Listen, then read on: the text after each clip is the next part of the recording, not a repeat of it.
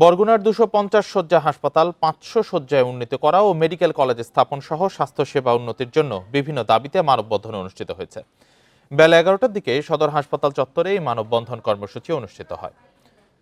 Bundle থাকলে প্রতি সেনমানিতে টাকা বাঁচবে। বিকাশ সেনমানি বান্ডেল কিনে জিতুন প্রতি লেনদেনে। মানববন্ধনে সকল রাজনৈতিক সংগঠনের নেতাকর্মী সহ বিভিন্ন শ্রেণী পেশার মানুষ অংশ নেন। মানববন্ধনে বক্তারা বলেন, ডেঙ্গু আক্রান্ত হয়ে গত 3 মাসে বরগুনায় 40 জনের মৃত্যু হয়েছে। সামান্য অসুস্থ হলেই রোগীদের অন্য হাসপাতালে রেফার করা হয়। উপকূলের 12 লাখ মানুষের চিকিৎসা সেবার সাংবিধানিক অধিকার নিশ্চিতের দাবি জানানো হয়।